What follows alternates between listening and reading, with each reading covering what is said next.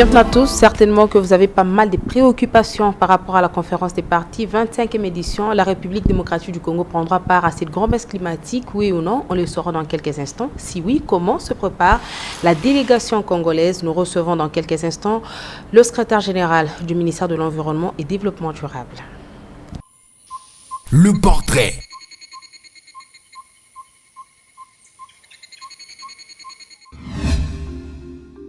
Benjamin Touarambé est secrétaire général au ministère de l'Environnement et Développement durable. Doctorant en ingénierie biologie et dendroécologie à l'université de Gand et laboratoire de biologie de bois et Xylarium en Belgique. Ce haut cadre de l'administration est aussi détenteur d'un diplôme d'études supérieures spéciales en aménagement et gestion intégrée des forêts et territoires tropicaux depuis 2002 à l'UNIKIN. Ce haut cadre de l'administration est aussi détenteur d'un diplôme d'études supérieures et spéciales en aménagement et gestion intégrée des forêts et territoires tropicaux depuis 2002 à l'université de Kinshasa.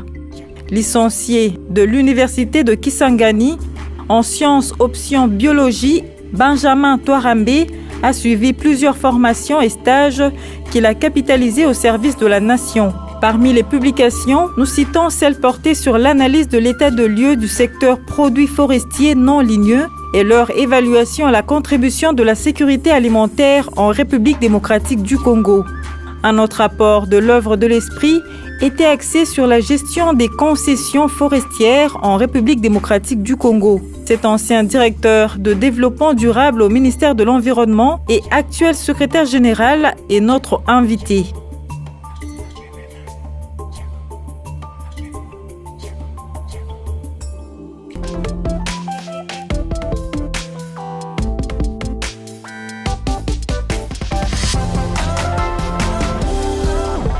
Merci de nous recevoir chez vous. La toute première question, d'ici décembre, la grand-messe climatique va se tenir à Madrid. Comment se prépare la délégation congolaise? La préparation de la COP, c'est-à-dire de la conférence des partis à la Convention cadre des Nations Unies sur le changement climatique, c'est un événement très important au niveau mondial et aussi au niveau de notre pays. Il est de coutume qu'avant d'y aller, il faut se préparer dans le pays. Aussi, et ici dans notre pays, le ministre de l'Environnement, son Excellence Maître Claude Nyamugabo, a pris un arrêté qui a mis en place un comité de préparation de cette conférence. C'est-à-dire pourquoi nous devons nous organiser. Le premier objectif est que nous ne puissions pas aller dans cette conférence en ordre dispersé. Donc, il faut que nous puissions être réunis à partir de notre pays. Ça, c'est le premier élément. Le deuxième élément est que nous puissions prendre certaines directives pour que, quand nous serons dans la COP, c'est-à-dire à Madrid, que nous ne puissions pas être comme toujours on est en train de nous juger que quand nous partons dans des réunions internationales, nous partons plutôt faire des shopping que d'être dans les salles de réunion. En pièces détachées. En pièces détachées, comme vous l'avez souligné, Madame la journaliste. Donc cette fois-ci, nous sommes vraiment très décidés et que nous avions commencé la première réunion ici au ministère, dans la salle de réunion de son Excellence, Monsieur le Ministre. Et la deuxième réunion s'est tenue dans la salle Bethany. Et que, en tout cas, nous sommes prêts d'y aller. Des affirmations qui encouragent encore une fois de plus toutes ces personnes qui manifestent leur intérêt à suivre l'évolution de la question écologique. La deuxième question, quelle est la dynamique soutenue ces 5 dernières années? Comment se décident les choses? Bien, merci beaucoup pour la question qui est tellement pertinente. Les choses, au niveau de la conférence, ça se prépare d'abord dans des organes qui est des organes subsidiaires. Il y a l'organe subsidiaire de la mise en œuvre et l'organe subsidiaire scientifique et technologique, où toutes les thématiques se préparent à ce niveau-là.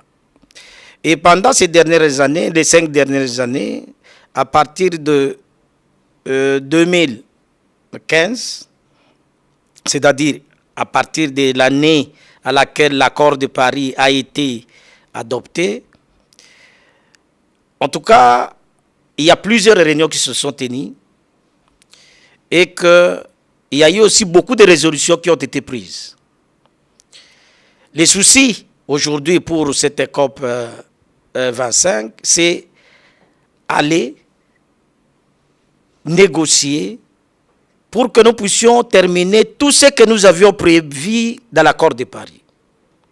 Parce que sinon, c'est bientôt que nous allons passer l'éponge à l'accord de Paris pour laisser le protocole de Kyoto derrière nous en 2020 ici.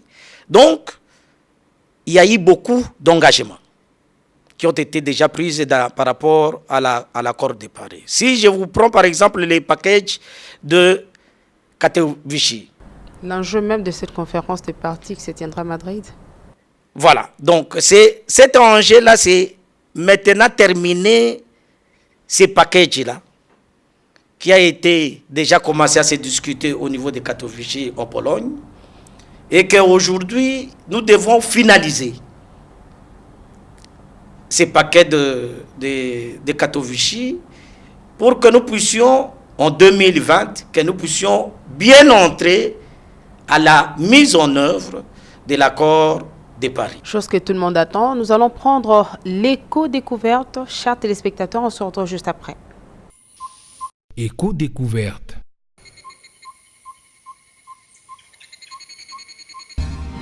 De nos jours, une espèce menacée est déclarée protégée, le perroquet gris du Congo, appelé aussi le perroquet jaco ou gris du Gabon, est une espèce d'oiseau de la famille de Psittacidae.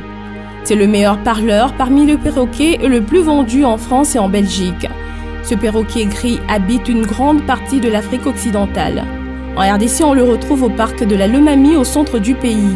Pesant environ 500 grammes, frugivore et granivore, il mesure 35 à 42 cm.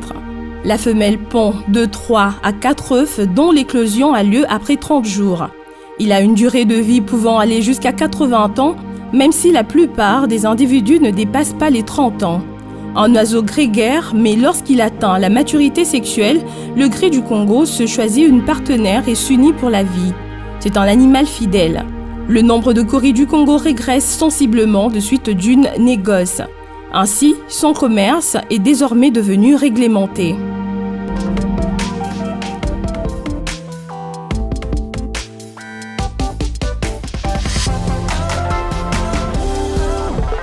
Monsieur le secrétaire général, vous avez dit que la République démocratique du Congo va prendre part à cette grand-messe climatique, 25e édition qui se tiendra à Madrid.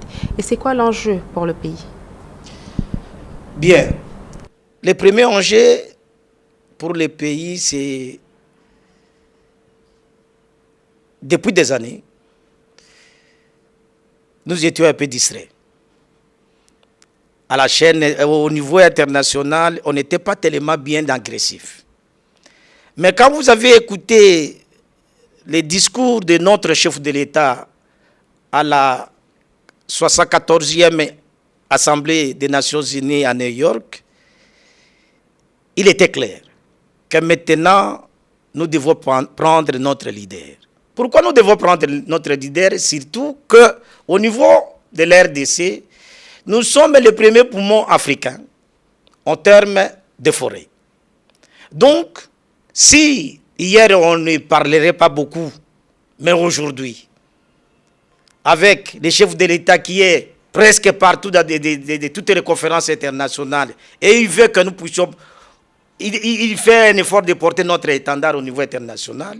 En tout cas, l'enjeu majeur pour nous est que nous puissions sérieusement entrer en 2020, quand on va mettre en œuvre l'accord de Paris, que nous puissions avoir tous les éléments possibles qui ont été prévus dans l'accord de Paris, que ce soit les plans financiers, que ce soit sur les activités d'atténuation, que ce soit sur les activités d'adaptation, que nous puissions avoir tous ces moyens-là pour que nous puissions aller vraiment dans la mise en œuvre de l'accord de Paris.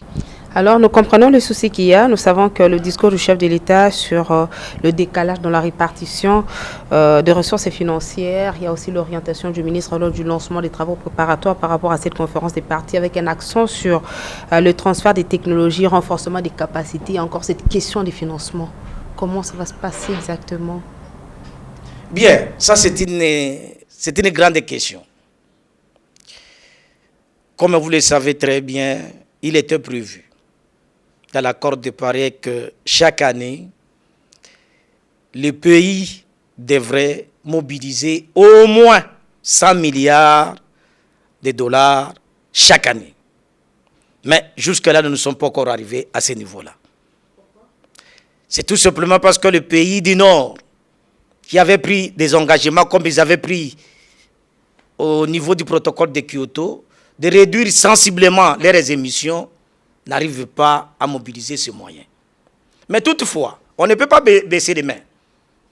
Le fait qu'aujourd'hui, nous tous, nous avions pris les engagements de contribuer dans la lutte contre le changement climatique, je pense que le pays du Nord va se mobiliser pendant cette COP aussi pour nous amener à des promesses très tangibles, très réalisables, parce que j'ai une parenthèse que je dois ouvrir, madame, et que nous, dans notre CDN, c'est-à-dire notre contribution déterminée au niveau national, nous nous sommes engagés à réduire 17%, mais avec des conditions. C'est-à-dire, nous devons avoir, à ce stade actuel, en attendant que nous puissions encore améliorer notre CDN, nous attendons au moins de la communauté internationale à peu près 22 milliards de dollars pour réaliser notre contribution. Alors, je reviendrai sur cette question en rapport avec la CEDEN, mais encore une autre question, c'est la question des transparences. On insiste beaucoup dans les discussions internationales en rapport avec le climat sur la transparence. Et lorsqu'on parle de cette transparence, ça se situe à quel niveau? Au niveau des financements ou au niveau des actions concrètes à mener pour lutter contre le changement climatique? Bonne question, madame. Ça se trouve dans le deux. Au niveau des actions, je prends un exemple très simple. Aujourd'hui, depuis 2015, nous nous sommes engagés. Mais quand nous regardons ce que la RDC a fait, c'est tout simplement parce qu'on n'a pas encore fait l'évaluation. Est-ce qu'il y a quelque chose? C'est-à-dire, au niveau de la transparence, ce n'est pas connu. Chacun est dans son coin, travaille dans son coin. Nous ne savons pas ce que l'État congolais est en train de faire. Nous ne savons pas ce que les ONG internationales font dans notre pays. La même chose au niveau des financements. Est-ce que, madame, vous pouvez poser la question, combien d'argent sont alloués dans le secteur de l'environnement au niveau de la République démocratique du Congo? Ça sera difficile qu'on puisse vous dire combien. Au niveau de la lutte contre le changement climatique, ça sera difficile de vous donner une réponse exacte. Au moins, le secrétariat général a un œil dessus. Bien, le problème est qu'on peut avoir un œil là-dessus, mais ce n'est pas nous qui coordonnons ces financements-là. C'est au niveau des partenaires, des bailleurs, qui, à ce niveau-là, les financements passent par eux. Donc, même notre banque centrale ne peut pas nous dire combien c'est entré dans cette banque-là. Donc, ça pose des problèmes. Parlons des pays en voie de développement. Quelles sont les interventions en cours en rapport avec l'adaptation liée au changement climatique? Ça nous concerne aussi, nous, la RDC. Oui, ça c'est une question très pertinente et qu'on pouvait être à l'aise à donner une réponse. Il y a beaucoup d'actions au niveau d'adaptation et nous avons un projet d'adaptation dans le secteur agricole où on implique plus les femmes et les enfants. À ce niveau-là, on arrive à aider les femmes et les enfants à faire une agriculture résiliente. Parce qu'aujourd'hui, quand vous regardez autour des grandes villes, par exemple, nous sommes à Kinshasa ou à Kisangani ou à Lubumbashi, vous sentez vraiment les impacts négatifs du changement climatique. Donc là, c'est le PANA à fait. Le PANA à fait. comme vous le connaissez, parce que vous êtes à côté toujours du ministère de l'Environnement. Donc là, c'est l'avantage que nous avons, Biwan, avec nous ensemble, dans ce que nous sommes en train de faire. Donc, alors, on ne peut pas rester indifférent. Il faut aider ces femmes-là, il faut aider ces enfants-là. Comment s'adapter?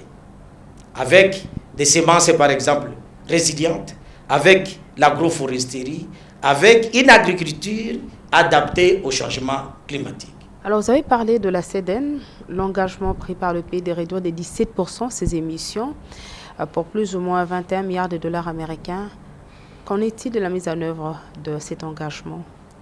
Quelles sont les différentes actions concrètes déjà menées au niveau du pays qui peuvent être capitalisées? Bien, aujourd'hui au niveau du pays, on n'a pas encore fait une évaluation exacte de cet engagement. Il y a des actions qui se font à gauche et à droite. Je prends par exemple le programme de réduction des émissions de gaz à effet de serre dit à la déforestation et à la dégradation des forêts qu'on appelle communément RED. Et dans le programme qu'on appelle les PIRED, on est en train de faire des activités, que ce soit dans les secteurs forêts, que ce soit dans les secteurs d'aménagement du territoire, que ce soit dans les secteurs de fonciers. Donc, il y a des actions qui se font. Mais malheureusement, jusqu'alors, nous n'avons pas encore fait une évaluation exacte pour savoir qu'est-ce qui a été fait réellement et quels sont les résultats. Je pense que d'ici, après cette écope, nous allons fournir des efforts pour faire cette évaluation, pour dire est-ce que nous pouvons aller dans ce sens-là ou non. Mais il y a aussi une faiblesse, c'est que dans ces CDN, nous n'avons pas encore eu une capacité énorme pour appliquer réellement notre projet. C'est surtout dit à l'élaboration des programmes ou projets backup. Parce qu'on ne peut pas aller chez un bailleur avec une idée de projet, mais qui n'est pas bien rédigée. Donc c'est ça un peu qui est une faiblesse de notre pays. Et aussi, on n'a pas de moyens suffisants. Donc c'est comme ça que, même dans nos négociations, nous demandons toujours des moyens pour qu'on puisse être renforcé au terme des moyens financiers, renforcé au terme des capacités intellectuelles pour rédiger des programmes ou projets backup. Monsieur le secrétaire général, il est difficile aujourd'hui de parler de la lutte contre le changement climatique sans parler de la République démocratique du Congo. Vous l'avez dit tout à l'heure, le président de la République prend part aux différents forums internationaux pour parler du pays. Aujourd'hui, s'agissant de la COP25, que faire pour que notre leadership s'affirme? Il faut qu'aujourd'hui, les hommes politiques congolais soient très agressifs dans les négociations. Souvent, on se retrouve dans cette messe de la conférence des partis, il n'y a que nous les administratifs. Mais on ne voit pas les politiques. Au plus haut niveau, ça sera peut-être aussi un souhait. Mais voilà notre souhait que notre chef de l'État doit être avec nous. Pour dire que voilà, nous avons un potentiel énorme de forêts. Ça sera un signal fort. Nous avons des tourbières. Et aujourd'hui, la plus grande étendue de tourbières, on les trouve en République démocratique du Congo. Et avec ces tourbières, qui séquestrent des milliards de tonnes de CO2, il faut que l'homme politique à haut niveau soit là. Parce que sinon, nous les administratifs, bon, nous faisons notre effort, mais ce n'est pas à ce niveau-là que les grandes choses se discutent. Au plus haut niveau. C'est toujours au plus haut niveau.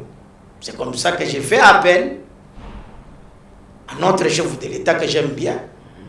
J'ai fait appel à notre Premier ministre, le chef du gouvernement que j'aime bien. J'ai fait appel aussi à notre ministre aussi que j'aime bien. Pour qu'avec d'autres, avec ses collègues aussi, se mobiliser, d'être avec nous dans des discussions, dans des négociations. Mais une question de curiosité, est-ce que le président de la République prendra part à cette conférence des partis? En tout cas, là, je ne peux pas vous répondre à cette question parce que je ne connais pas tellement bien l'agenda de notre chef de l'État. Merci, on va prendre l'éco-créativité, chers téléspectateurs. Éco-créativité. Dans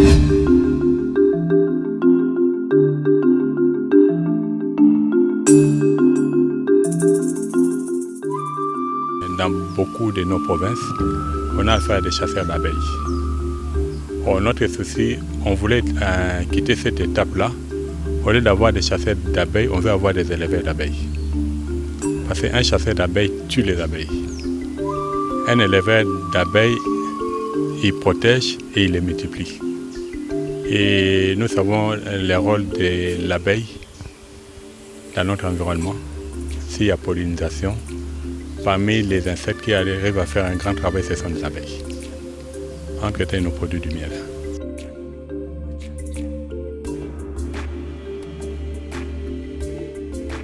Ça, c'est du kambala, c'est du bon bois. Au lieu de le faire avec des bois de coffrage, pour dire qu'on cherche à faire quelque chose où on sait ça peut tenir pendant plus de 10 ans. On a juste la caisse qui a 80 cm de long,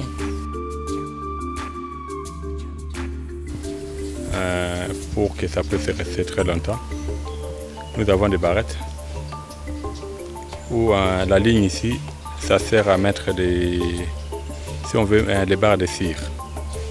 Les barres de cire, c'est juste pour permettre à ce que quand les abeilles vont construire leurs rayons, au lieu de les construire en désordre, étant donné les barres de cire là, ça va leur faciliter la construction pour que ça soit bien aligné. Et puis, il y a ça, il y a la caisse, il y a l'ouverture ici, qui est une entrée pour les abeilles. Et puis là, on a des méthodes. Il y a les méthodes où on arrive à les capturer. Et puis l'autre méthode, c'est on met les charmes d'abeilles. Les charmes d'abeilles, on fait comment? Tu as ta ruche, tu vas appliquer de la cire. Si on n'a pas la cire, tu peux prendre de la citronnelle. Tu le fais chauffer et puis tu fais appliquer à l'intérieur. Ou carrément tu appliques du miel. Ça, normalement, quand vous les mettez dans un environnement où il y a des abeilles, il y a possibilité que les abeilles viennent entrer dedans.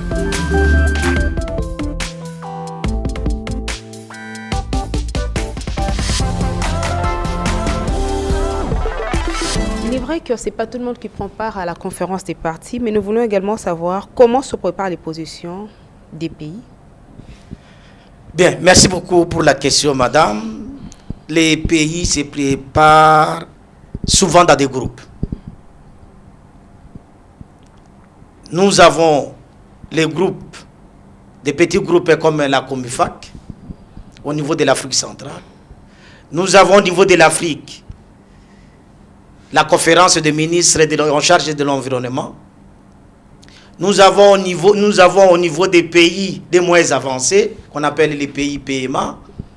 Nous avons les groupes des G77 et la Chine. Donc, il y a beaucoup de groupes qui se préparent avant d'aller pour harmoniser des positions communes. Et comment est-ce que vous faites pour que votre préoccupation soit prise en compte au niveau de ce groupe?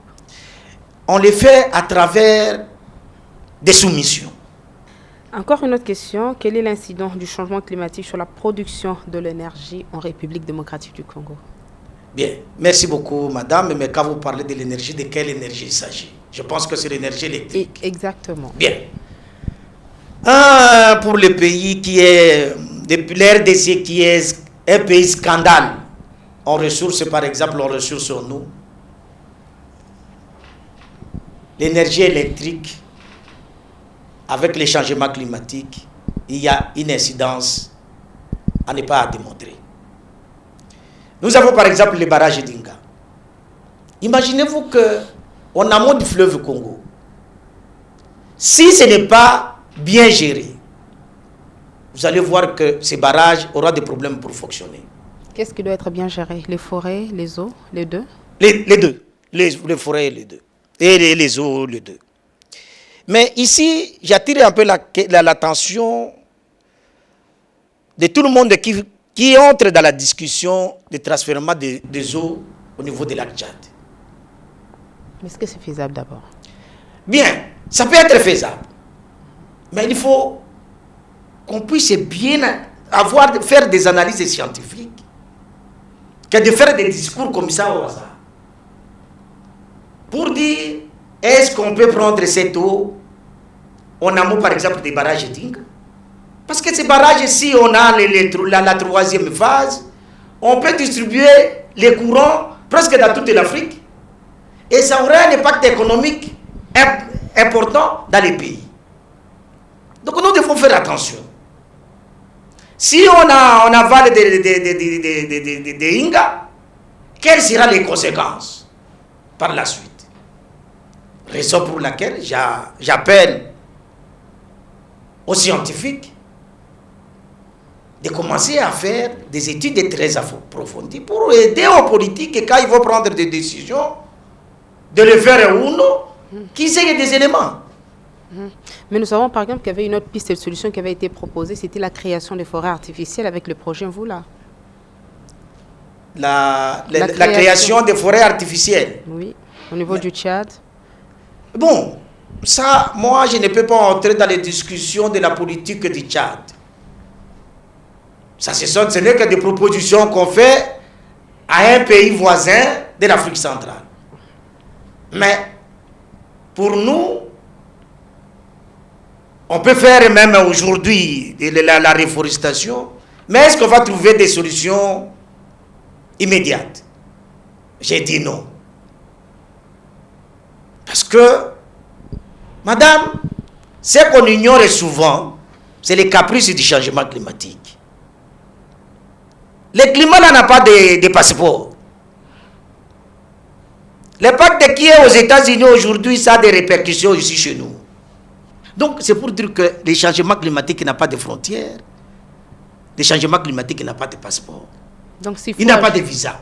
S'il faut agir, c'est maintenant qu'il faut agir. Il faut agir avec des méthodes qui peuvent unir toutes les parties prenantes. Et comme il s'agit des problèmes de Tchad, c'est là en Afrique et en Afrique centrale, il faut que nous tous, nous puissions nous mobiliser avec des actions concrètes pour trouver des solutions pour le lac Tchad. C'est votre magazine Écran Vert, place au concept vert. Concept vert. La Convention cadre des Nations Unies sur les changements climatiques a été adoptée au cours du sommet de la Terre de Rio de Janeiro en 1992 par 154 États, auxquels il faut ajouter la totalité des membres de la communauté européenne. Elle est entrée en vigueur le 21 mars 1994.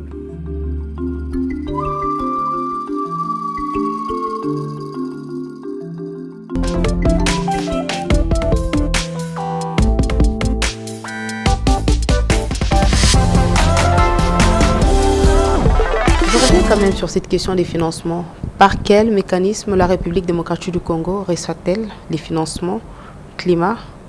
Bien, il y a un mécanisme au niveau du changement climatique, il y a les fonds verts climat. Et que notre pays s'est engagé là dans ces mécanismes pour mobiliser des financements au niveau des fonds verts climat. Mais il y a quand même un peu de difficultés parce que la mise en œuvre de ces mécanismes, ça tarde à venir. Mais néanmoins, il y a quand même aujourd'hui, nous avons une coordination nationale des fonds verts et climat qui fonctionne depuis des années. Nous avons maintenant, on est en train de mettre en place des entités nationales désignées, dont Equity Bank, dont BCECO. Mais pourquoi pas une banque nationale? Equity Bank, c'est une banque privée, pas publique. Mais c'est privé, mais c'est question qu'on ait des instruments où on peut canaliser les moyens. Avec une bonne gouvernance. Parce que ça, c'est vraiment des conditions. Si aujourd'hui l'Equity Bank, bien que privé... d'approcher le BCECO, par exemple, monsieur le secrétaire général? Oui, mais on approche de BCECO déjà très loin dans les démarches. En tout cas, au moment où je vous parle là, ils sont déjà au niveau des Corées du Sud, dans les conseils d'administration. Donc bientôt, les dossiers de BCECO seront approuvés avec l'Equity Bank. Mais je pense qu'il ne faut pas avoir peur d'avoir des privés. Dans un pays, pour qu'il y ait développement, il faut qu'il y ait des investisseurs. Et les investisseurs, ce sont des privés, comme des banques. Donc, aussi longtemps que nous ne garantissons pas les investisseurs privés, madame, parler du développement, c'est très compliqué. Est-ce que le rythme annuel de la COP permet-il un quelconque bilan aujourd'hui? Oui, il y a un bilan qu'on peut faire, mais je pense qu'on va le faire pendant cette COP de cette 25e session de la conférence des partis. Il y aura un bilan à tout moment. À chaque COP, on fait toujours un bilan. Le problème est qu'en termes d'ambition, c'est ça un peu la question qu'on peut... Est-ce que par rapport à nos engagements en 2015 dans l'accord de Paris, est-ce qu'on peut dire que nous sommes dans... Il y a un bilan positif? Nous disons non. Parce que l'organe scientifique qui est GIEC, il nous a alarmés avant d'aller à Katowice que les émissions ne faisaient qu'augmenter. La température ne faisait qu'augmenter jusqu'à 3,5 degrés Celsius. Raison pour laquelle le secrétaire général des Nations Unies dernièrement ici au mois de septembre, il a convoqué une réunion uniquement pour que chaque pays, chaque parti pays puisse se prononcer sur ses ambitions pour que nous tous, nous puissions réduire ces émissions. Sinon, ce que nous faisons comme un théâtre de chez nous, je pense que si on continue ainsi, même après 2020, on n'aura pas de solution. Donc il y a un bilan à faire et en termes des émissions, le bilan est négatif, à mon sens. Alors, quelle réponse réservez-vous à ceux-là qui souhaiteraient à ce que les COP commencent à se tenir après tous les 2 ans? L'analyse que vous faites par rapport à cette proposition? Bien, vous savez, je pense que les gens qui souhaitent que ça se passe pendant des 2 ans, ils n'ont pas tort. Parce que organiser une conférence des partis, ça demande beaucoup de moyens. Et comme vous l'avez dit au début, c'est une messe, une grande messe. Mais les problèmes du changement climatique, je pense que si on nous amène à se réunir chaque année, c'est tout simplement parce que l'homme, il est très capricieux. Il faut le réveiller, il dort. On peut laisser, par exemple, la convention, la conférence des partis pour la biodiversité.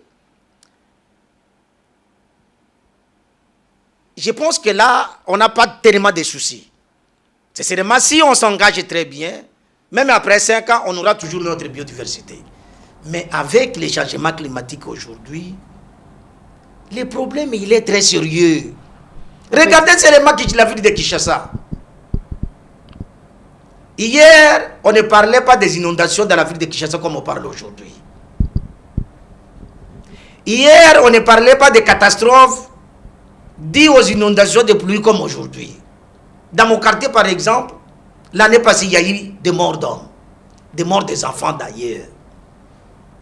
Tout simplement parce qu'on est distrait. Donc, c'est pour dire que parler de ne pas aller chaque année, non. Là, les gens vont commencer à dormir et là, et bon. Mais aussi chaque année, qu'il y ait quand même des résultats aussi encourageants pour faire avancer. Mais exactement, parce qu'il y a quand même des résultats. Parce que plus on en parle, plus les gens prennent conscience. Ok, monsieur le secrétaire général, merci de nous avoir reçus chez vous. La toute dernière question. Le Chili venait de désister par rapport à la tenue de cette grand-messe à Santiago. C'est l'Espagne qui a sauvé la situation. Est-ce que pareil événement arrive souvent comme ça? Et si l'Espagne ne s'était pas prononcée, ça serait quoi le plan B? Bon, en tout cas, je ne suis pas dans les centres des organisateurs de cette messe. Donc, je n'ai pas une réponse exacte. Et je suis sûr qu'au niveau des organisateurs, ils se sont bousculés. Quand la Chili a désisté, on a dit que non, il y a toujours des pays de bonne volonté, comme l'Espagne aujourd'hui, que je remercie sincèrement, d'avoir accepté qu'on puisse encore continuer à préparer un peu comment nous allons entrer en 2020 pour laisser un peu ce protocole de Kyoto qui nous a beaucoup dérangé, qui n'a même pas reconnu nos forêts, et qu'aujourd'hui, avec l'accord de Paris, nos forêts sont considérées. Merci beaucoup. La nature réclame ses droits. Merci de nous avoir suivis. Merci, monsieur le secrétaire général. Avant de nous séparer, vous allez nous laisser votre idée pour la planète. C'est une idée écrite que nous allons partager avec tous les téléspectateurs qui nous ont suivis au cours de cette émission. Merci. Mon idée pour la planète.